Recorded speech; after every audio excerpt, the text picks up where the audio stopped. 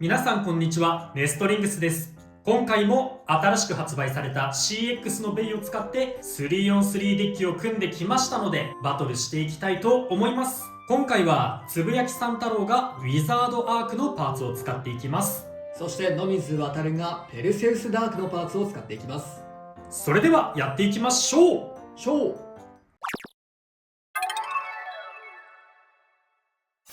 まず最初にシュートポジションを決めるじゃんけんをしていきます。最初はグー、じゃんけんぽい。こっちで OK。 お互いのファーストベイ、せーの、じゃん。ウィザードアーク R360FB。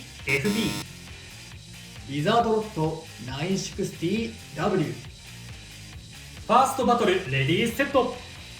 3、2、1、ゴー。うわー、甘いすぎー。なんで外れた？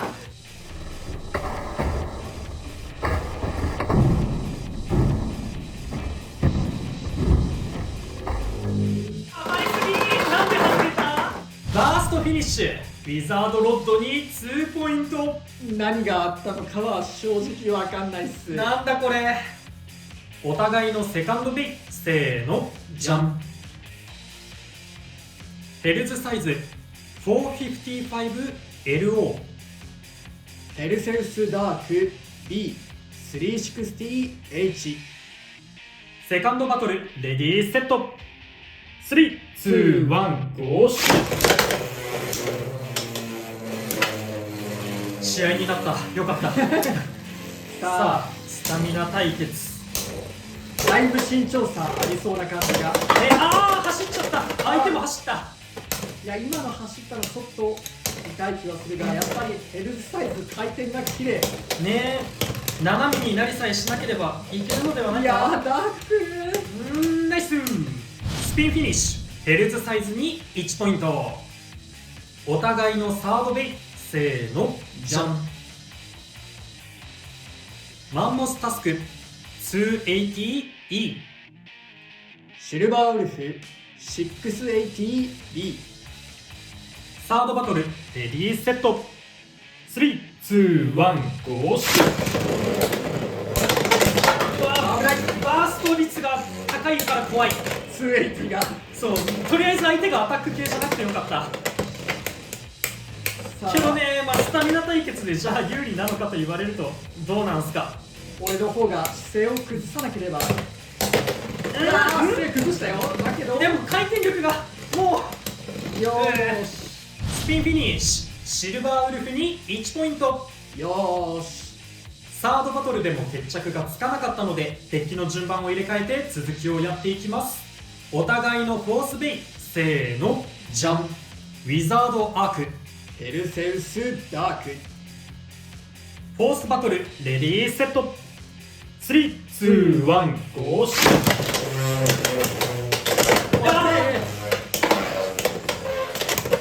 怖いよー。さっきのビット抜けがトラウマ。確かに。ただお互いそんな走るカスタマーではない。さすがに厳しいか。いけるか。アーク頑張れ。ナイス。スピンフィニッシュ。ウィザードアークに1ポイント。よかった。お互いのフィフスベイ、せーの、じゃん。ヘルズサイズ。ウィザードロッド。フィフスバトルレディーセット。3、2、1、ゴー。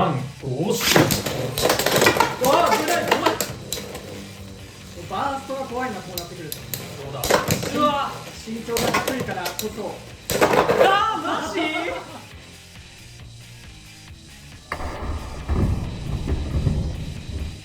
マジ？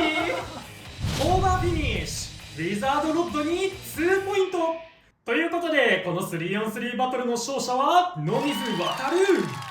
全く狙ってない勝利なんだよな。今回バーストとオーバーで勝ってるんだもんな、このロッド。いや、このオーバーはでも仕方ないところはあった。まあね、バーストの時はちょっと意味わからん。というわけで 3on3 バトルが終わりましたがいかがだったでしょうか。いやーちょっとね、初戦のところでね、ウィザードアークのビットすっぽ抜けバーストがあって、一瞬で勝負決まっちゃったのがちょっと申し訳ないところあったので、4戦目でももう一回ウィザードアーク使って、一応ちゃんとバトルしてるところは見せることができてよかったです。で、まずこっちがウィザードアークを使ってみた感想なんですけど、このデフォルトのウィザードアーク R で組んだ時に、だいたい重量が 35g ちょっとあるぐらいで、スタミナタイプとしては十分重量があるような感じがありました。ただね、やっぱり CX ライン全般が上の方に重量が来すぎててね、重心崩しやすいっていうところでスタミナ面がちょっと不安残るところはありましたね。で、やっぱりスタミナっていうとどうしてもウィザードロッドとスタミナ勝負比べてしまうところがあるんですけど、形状面でもこのアシストパーツのラウンドとメインブレードのアークの隙間ができちゃったりとかしてて、ちょっと回転のスタミナロス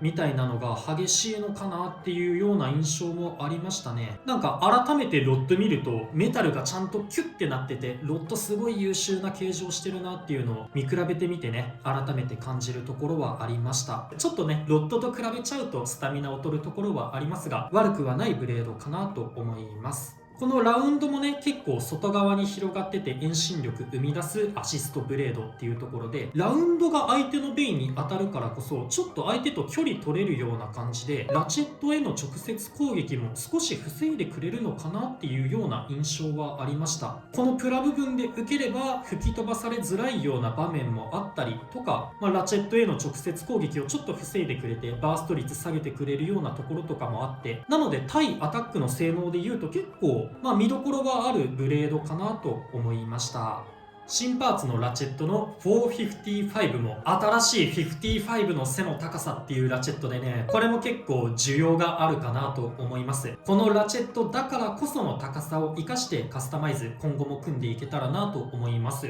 やっぱりね CX ラインが背の高さの調整が結構重要になってくるかなと思いますので、この55で調整できるところも、CX ラインにも合っているのかなと思いました。ビットのローオーブも、これも悪くないビットですね。オーブ系のツルツルと丸い形状でよく回るっていうところと背が低いところで、スタミナ面だけで言うとね、やっぱりボールとかの方が優秀ではあるんですけど、この高さ調整っていう意味でもローオーブどこかで生きるところはあるんじゃないかなと感じました。それともう一つ、こちらマンモスタスクの 280E。 僕はベイブレードパークに行って、現地では買えなかったんですけど、その後の事後物販で購入したマンモスタスクがようやく届きました。届いた頃にはもう今レアベイゲットバトルの中にも入ってるので、皆さんゲットするチャンスはあるかなと思います。マンモスタスクのブレードがヘルズサイズと似たような形状、ヘルズサイズのリメイク版ということで、今回僕が使ったみたいにヘルズサイズとマンモスタスクを両方デッキに入れるみたいなこともできます。